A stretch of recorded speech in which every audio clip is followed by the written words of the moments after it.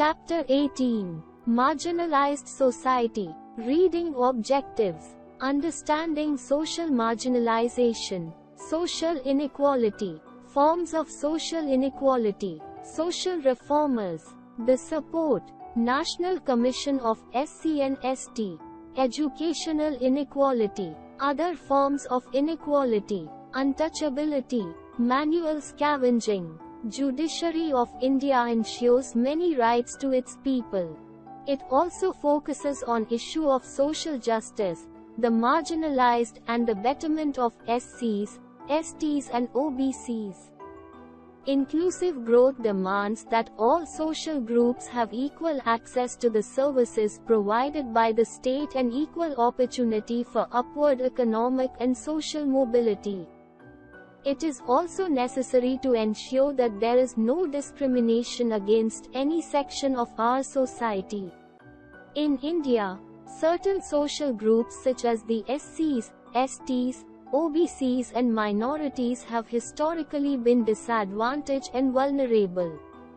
Our constitution contains various provisions for the development of such marginalized groups. For instance, Article 341 for SCs, Article 342 for STs, Article 340 for OBCs, Article 30 which provide the right to minorities to establish and administer educational institutions, and so on. Their individual and collective growth, however, cannot be ensured without improving their surroundings and providing clean drinking water, toilets and educational opportunities. Enrich yourself. Manual scavenging. This is the practice of removal of excreta, night soil, from dry toilets manually, without the modern flush system. Dry toilets were unknown in ancient India. Since most settlements were small and surrounded by fields and forests, people used to just walk out and defecate. During the early British Raj, the sizes of the towns grew, requiring a need for public sanitation. It was during this period that the system of building public toilets and employing people to remove excreta was introduced. In the late 19th century AD, the municipalities were organized. The toilets often used a container that needed to be emptied daily. The beginning. Manual scavenging is said to have started in 1214 in Europe when the first public toilets appeared there.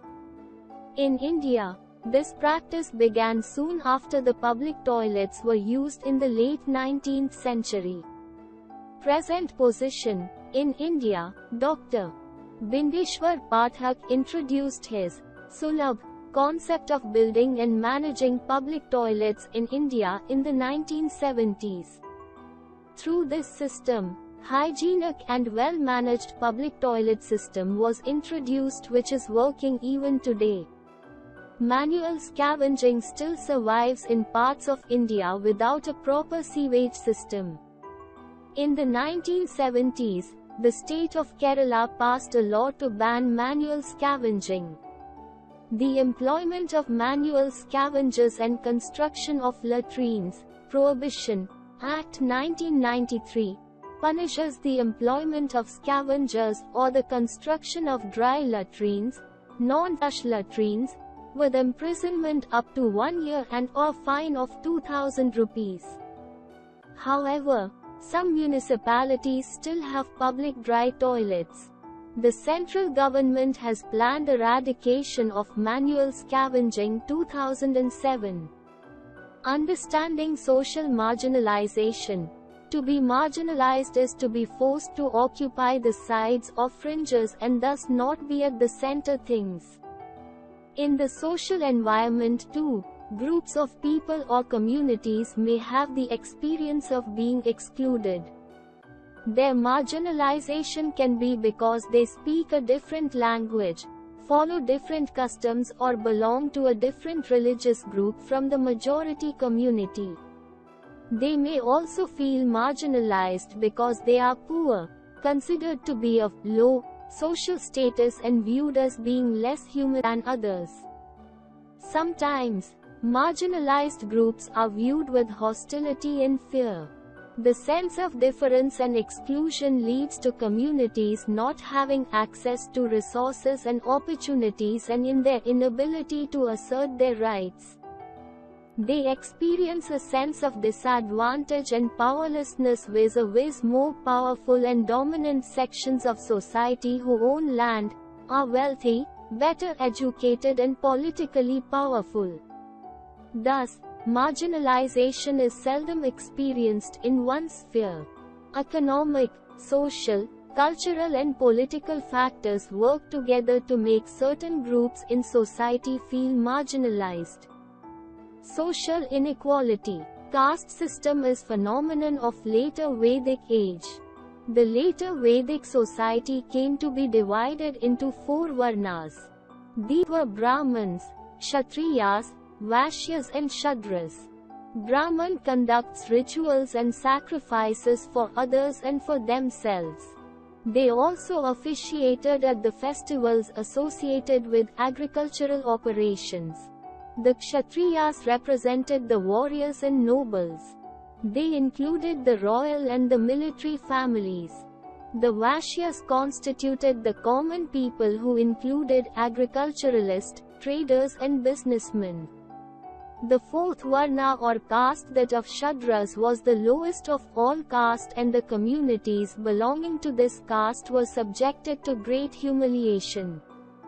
Forms of social inequality. Social inequality refers to the ways in which socially defined categories of persons are differentially positioned according to characteristics such as gender, age, class and ethnicity. Caste inequality. Of the 4 castes, the first 3, the Brahmins, Kshatriyas and Vaishyas, shared one common feature. They were known as Dvijas, which means twice born. They were entitled to Upanena or investiture with the sacred thread. The Shudras were deprived of the sacred thread ceremony.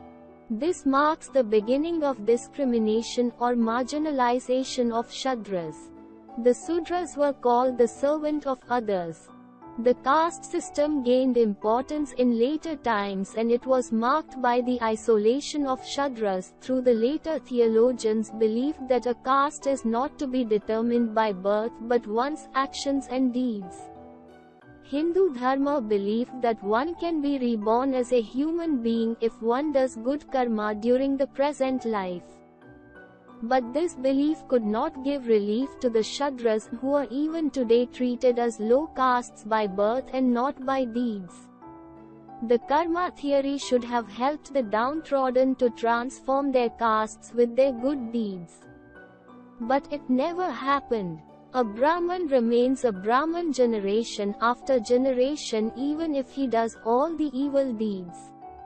Likewise, a Shudra continued to be looked down upon by the higher castes even if he did more good deeds than the upper caste. Problems. Caste system created many problems in Indian society. It divided the society on the basis of the birth of an individual. This division has no regard for the virtues and good deeds of a person. The nation becomes weaker and weaker. The foreigners could capture the country easily because there was no unity among the people. Upper castes would not mix with the lower caste, and lower caste would hesitate in mixing with the upper castes. The country could not develop because upper caste people didn't allow the lower castes to grow and develop.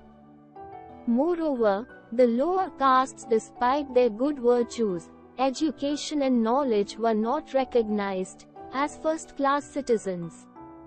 They were always looked down upon as inferior people. Marriages remained restricted within the castes, and inter-caste marriages were not allowed. This was a sort of social suppression which had negative effects on the society. The whole affair resulted in disintegration of the society. The politicians exploited the caste system and ignorance of the people. Vote banks were formed on the basis of caste. Secularism remained only a slogan. The political parties were practically formed on the caste platform.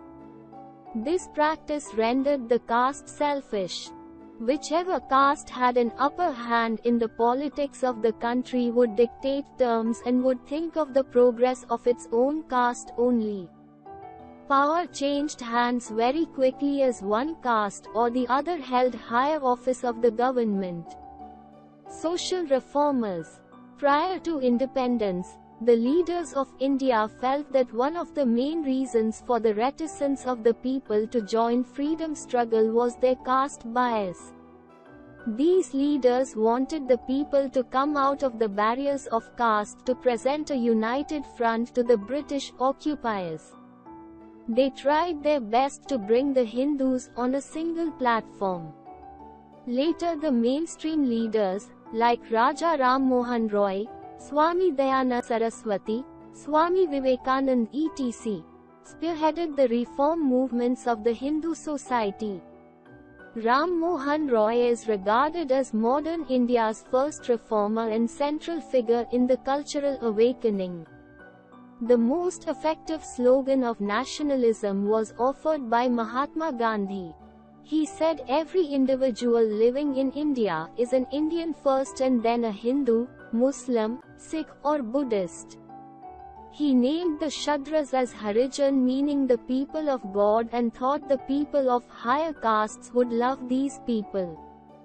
He himself was from a staunch Vaishya family but lived a good part of his life among Shudras.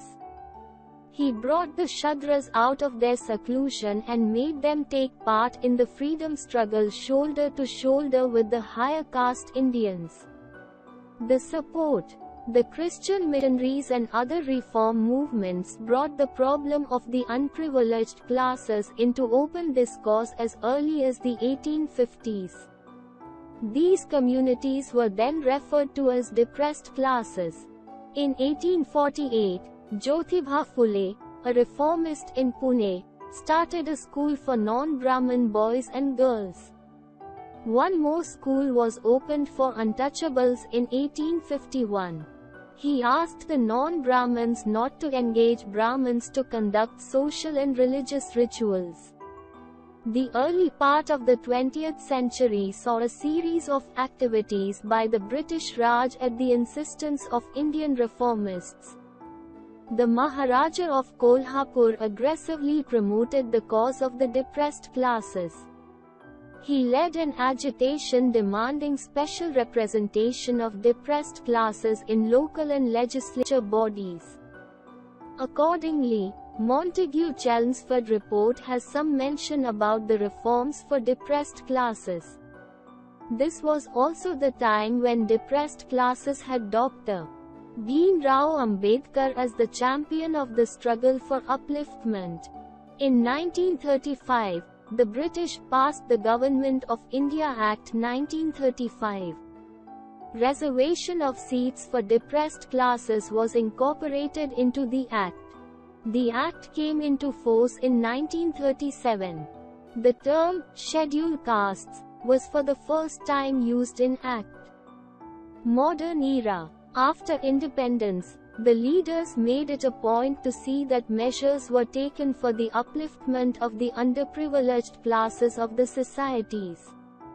Industrialization helped the people in cutting across the barriers of caste and divisions. Modern life required the people to get rid of the social evils. Governments that came into being after independence put the matter of social reforms as their priority. Scheduled castes and scheduled tribes. Scheduled castes, SCs, and scheduled tribes, STs, were considered outcastes and were excluded from the Chatur Varna system of Hindu society in India for thousands of years. These communities were subjected to the most menial labor with no possibility of their changing the castes. In comparison to other communities of the same religion, the SCs and STs are subject to extensive social disadvantage and exclusion. They were not allowed to participate in the community life of the Indian society. They had no opportunities of integration with the rest of the society. They were deprived to educational, social and economic benefits. They were given different names such as Dalits, Adivasis, Harijan and Girijans. A large section of Hindu society comprises the SCs and STs, over 24% of the total Indian population, with SCs over 16% and STs over 8% as per the 2001 census. After independence, the Constituent Assembly accepted the definition of scheduled castes and tribes. The Article 341 and 342 gave the President and the governors the responsibility to complete a full listing of castes and tribes in the country. 2 orders were issued to this effect: the Constitution, Scheduled Castes, Order, 1950 and the Constitution, Scheduled Tribes, Order, 1950. It was realized that even the amended Protection of Civil Rights Act, 1955, the normal provisions of IPC did not provide deterrence in preventing violence on scheduled castes and scheduled tribes, Prevention of Atrocities, Act, 1989.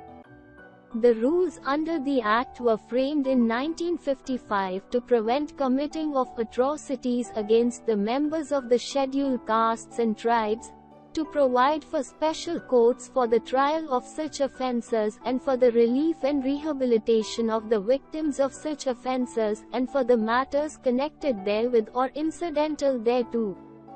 In the Statement of Objects and Reasons appended to the bill when it was moved in the Parliament, it was observed that despite various measures to improve the socio-economic conditions of scheduled castes and scheduled tribes, they still remained vulnerable. They are denied a number of civil rights and are subjected to various offences, indignities, humiliation and harassment. They have been, in several brutal instances, deprived of their life and property. National Commission of SC and ST. The amended Article 338 provides for the establishment of National Commission for Scheduled Castes and Scheduled Tribes. This commission has been assigned the duties of investigation and monitoring all matters relating to the safeguards for SCs and STs. The commission will also work towards protection, development and advancement of SCs and STs. Other backward classes, OBCs, the Constitution does not define as to who are the persons who belong to the backward classes. It is for the central and the state governments to specify such classes of persons for the purpose of the Constitution. Article 341 empowers the President to appoint a commission to investigate the conditions of socially and educationally backward classes within the territory of India. The commission has to recommend steps to be taken to remove their backwardness. Accordingly, many measures have been put in place for improving the life of these backward classes. Some of these measures are: the government to provide financial assistance for the education of backward students during their pre-matriculation and post-matriculation studies. To provide coaching to the backward students who intend to sit for the competitive examinations of professional courses, like MBBS, engineering, etc. 27% reservation in government jobs and professional educational institutions. Many sorts of assistance through NGOs, non-government organizations, to whom government provides grant for the purpose. A separate ministry called Ministry of Social Justice and Empowerment to take care of the interests of the backward classes, minorities, women and other underprivileged communities. Educational inequality. The country's education system also appears to reflect casteist realities. Statistics reveal that the economically underprivileged classes largely attend government schools, where the medium of instruction is usually vernacular language. However, English, the most important criterion to be considered as literate in the modern world, is often the medium of instruction in the more expensive private schools. These hard-to-enter schools are mostly frequented by upper castes. Traditional notions of social and hierarchy have greatly influenced India's primary school system. Cultural and educational right. Article 29 and 30 are the safeguards for the cultural and educational rights of the citizens of India.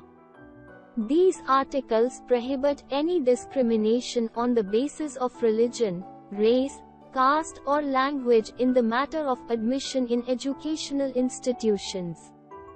No grants in aid is to be provided to the institutions that discriminate on the basis of caste, creed or religion. Other forms of social inequality. Indian society is burdened with many types of regionalism, some of which are discussed below. Regionalism. The British introduced a policy of divide and rule. This resulted in people thinking only in terms of their regions. Even today they do not think in terms of the nation as a whole.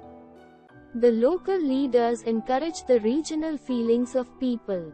These leaders talk of regional imbalances and backwardness of regions and exploit the feelings of people in the name of regionalism has emerged out of regionalism, making the situation much worse. Regionalism broadly means love of a particular region or state in preference to the country as a whole. This occurs when the center neglects a particular region in matters of development.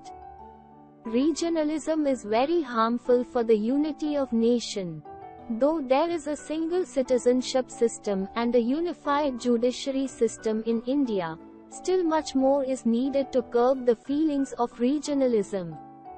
Position of women. In the Vedic times, women occupied a position equal to that of men in India. They received education and participated in social functions. Widows were allowed to remarry.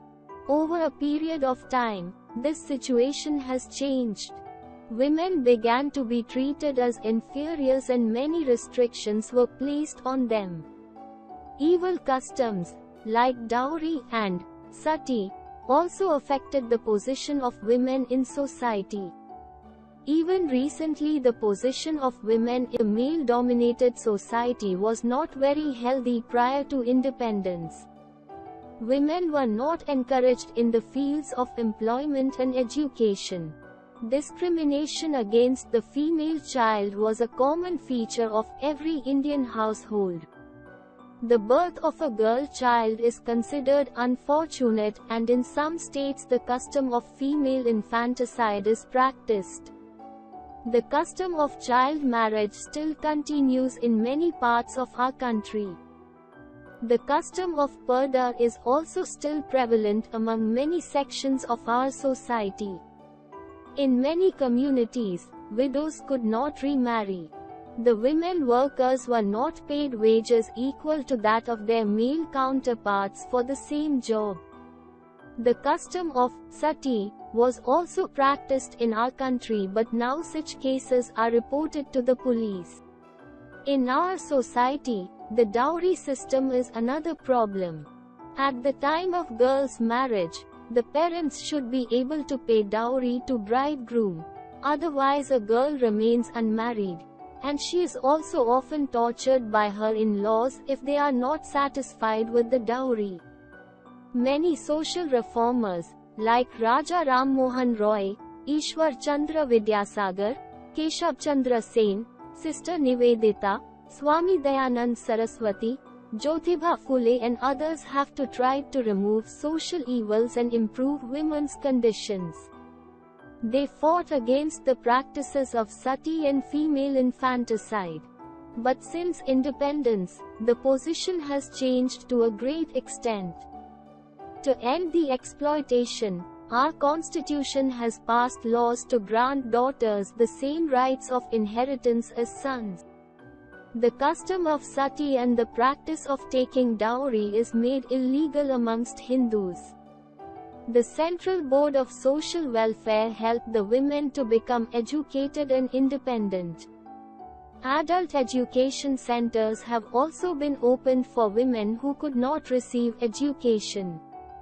The 5-year plans have made large allocation of funds for the welfare and development of women. More and more female children are going to school.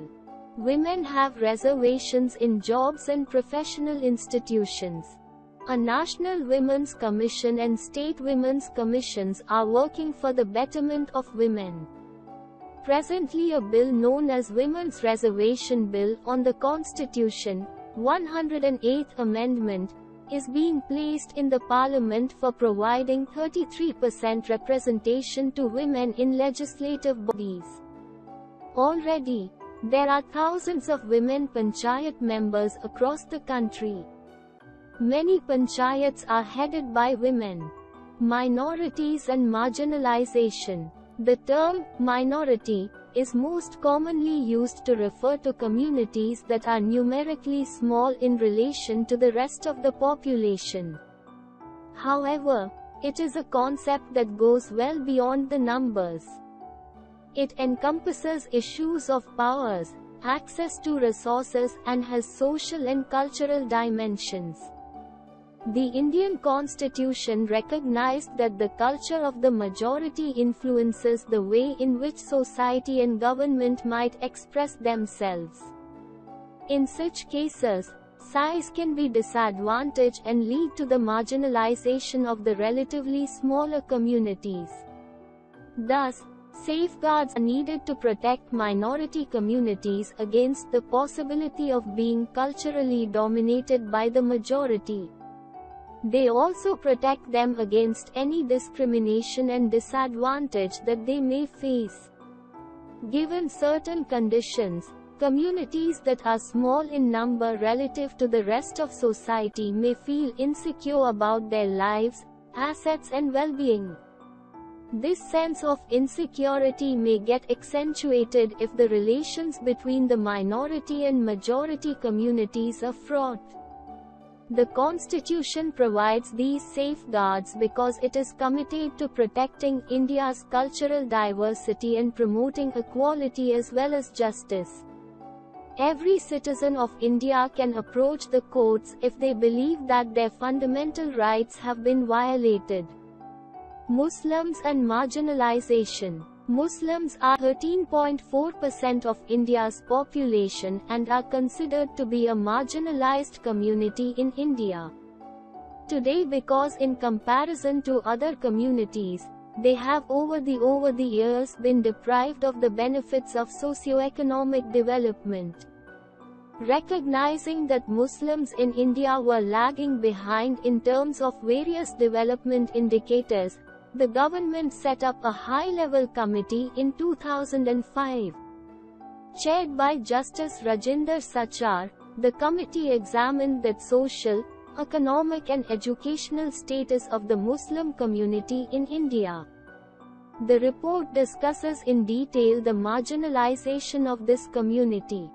It suggests that on a range of social, economic and educational indicators the situation of the Muslim community is comparable to that of other marginalized communities, like scheduled castes and scheduled tribes. Economic and social marginalization experienced by Muslims has another dimension as well. Like other minorities, quite distinct from what is seen as the mainstream practices. National Commission for Minorities. 5 communities, namely Muslims, Sikhs, Christians, Buddhists and Zoroastrians, are classified as minorities for the purpose of National Commission of Minorities Act 1992. The commission was established in May 1992. This act provided the statutory status to the erstwhile Minorities Commission. This act has almost the same function with respect to minorities that the National Commission for SCs and STs have for the upliftment of SCs and STs. Effect of social inequalities on economic inequalities. Social inequality is different from economic inequality, but the two are linked. Economic inequality refers to disparities in the distribution of economic assets and income. Economic inequality is caused by the unequal distribution of wealth. Inequality in work choices. Under the caste system, work is fixed as per the caste one belongs to. The caste system denied one the right to change one's occupation. While this may have been a fair division of labor in ancient times, the practice was unsuitable for modern times. But Dalits were left with no choice but to perform manual labor and menial services for the rest of the society. They were also denied access to almost all jobs available to other castes. Income inequality. Income is usually an indicator of equality or conversely, inequality. The increasing disparity between the rich and the poor is striking. The development processes seem to be tilted in favor of the more affluent classes. This is disappointing for a democracy, which should take the needs of all sections of society into consideration. On reservation. On May 16, 1946, the British government released the Cabinet Mission Statement, a set of proposals to guide the framing of a new Indian constitution. By this time, the wheels for India's independence had already been set in motion by Clement Attlee's Labour Party government in London. Among other recommendations, the Cabinet Mission laid out a detailed plan for the Constituent Assembly's composition, such that the body be, as broad-based and accurate a representation of the whole population as possible. 3 categories from which to draw delegates were proposed. In addition to divisions for Muslims and Sikhs, the Cabinet Mission suggested a general category which would include all other groups, Hindus, Anglo-Indians, Parsis, and women, among other. Delegates were appointed on the basis of indirect elections in the provincial legislative assemblies. On January 26, 1950, India ended its dominion status, became a republic and put in effect its new constitution. With an entire section dedicated to fundamental rights, the Indian Constitution prohibits any discrimination based on religion, race, caste, sex and place of birth. Article 15(1). Since independence, the reservation policy has been quite effective and has produced positive outcomes. In 1957, the percentage of SCs in the Class 1 central government services was a mere 0.7. By 1994, it was 420. Corresponding improvements were recorded amongst the STs as well. In 1993, of the 365 districts of India, about 65 were headed by SC or Saint Indian Administrative Services (IAS) officers. Several vice-chancellors, doctors, engineers, lawyers and other professionals now belong to these categories. Many people argue that reserving seats at India's few merit-based and uncorrupted institute of higher learning will dilute standards, bring down student morale, and jump-start a brain drain that had just started to reverse. At a time when India is looking towards its youth population to take India to new height, it is of umpteen importance that we provide everyone with best education. Untouchability. The Harijan represent in India that section of society which is not only held in the lowest esteem, but which is looked upon by the other castes as unclean. For this reason, the Harijan, who are found to be the sweepers, cleaners, night soil collectors, and leather tanners, are considered as unfit for human society or commingling. Harijan are not permitted to take their water from the public wells. Hindu culture is divided into 4 castes. Each Hindu individual is condemned to be a member of one caste by birth, usually connoted by the profession of his or her parent. There are the Brahmins, the highest scholarly class. 75% of the Indian civil services bureaucracy is Brahmin. Kshatriya, the caste of the ancient kings and warriors, the Vaishya, the farmers and peasants, and the Shudras, the laborers. The Harijan come under the Shudras, who also are treated with disdain, but not as outcasts. Today, within each of these castes are many subdivisions, each forming a social organization whose function is to protect caste members. Intermarriage between castes and eating with a member of another caste is strictly forbidden even today by Hindu caste society. Caste is designated by the Hindu last name. Approximately 20% of all Hindu Indians are Harijan, with another 20% members of the lower castes. This generally overlaps the 40% of the population that is below the poverty line, but there are many upper caste Hindus, including many Brahmins, who are destitute. For the upper caste Hindus, poverty may even more cruel, since their caste status denies them various poverty relief programs administered by the government for the lower castes. But for the Harijan, bitter social stigmas accompany poverty. First and foremost, the Harijan are forbidden to enter the Hindu temples by virtue of their presumed uncleanness. When the agitation against untouchability began in the 1920s, Harijan were not only barred from the temples, but also from the roads leading to the temples. In the princely state of Travancore, 40% of the population was branded as untouchables, and among them there were degrees of social stigma. Even a Harijan considered himself defiled. For example, if a member of the Ulliyan community came within the distance of 40 hands, and all untouchables considered it a sin to look Pardavanan, those who washed Harijan's clothes. This last category had to stay in their huts all day, for fear that their appearance might defile others. The more educated Harijan in the state found that education and material advancement made no dent in the barriers posed against them.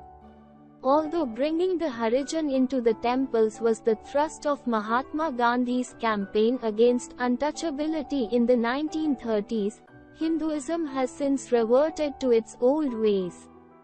On October 28, India's President Venkataraman declared, as part of the Congress party gear up for the 1989 national elections, that he would lead a group of Harijan into the Nathdwara temple in Rajasthan.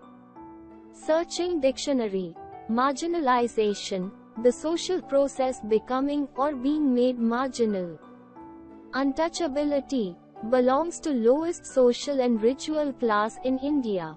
Reservation, the act of reserving a place or passage, or engaging the services of a person or group.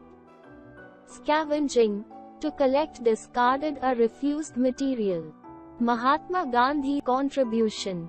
Mahatma Gandhi advocated the inclusion of untouchables into the mainstream. He called the untouchables as Harijan, i.e. people of God. Now the term is replaced by Dalit, downtrodden. Gandhi ji did much at his end to rid the society of the social evils. He lived with the Harijan, shared meals with them and cleaned his toilets himself. He made people organize public dinners in which the people of higher castes were asked to share meals with the untouchables. He fought for the entry of untouchables into the Indian National Congress. Dr. Bhim Rao Ambedkar and untouchability. The father of Indian Constitution, Dr. Bhim Rao Ambedkar was himself an untouchable. He wanted to eradicate the caste system as a whole, so that the untouchables are no more placed at the end of the caste hierarchy. He was not satisfied with providing certain facilities to the underprivileged people. He wanted the Brahmins in particular and other castes in general to bring about a positive change in their behavior towards the untouchables. Constitution and untouchability. The concept of social justice and welfare state is clearly reflected in Part 3 and IV of the Constitution, i.e. fundamental rights and directive principles of the state policy. Every Indian, according to these provisions, is entitled to enjoy certain rights as a human being and not as an upper caste or an untouchable. The enjoyment of such rights does not depend on the will or any majority or minority. Article 17 is a landmark provision of untouchability. Articles 23 and 24 provide a right against exploitation. Word to know, marginalized means something or someone treated as of no consequence. Caste system in India dates back to later Vedic ages. The Hindu community was divided into 4 castes or varnas: the Brahmins, the Kshatriyas, the Vaishyas and the Shudras. Leaders and scholars in pre-independent India tried to reform the Hindu society. The mainstream leaders, like Raja Ram Mohan Roy, Swami Dayanand Saraswati, Swami Vivekanand, etc., spearheaded the movements of reform.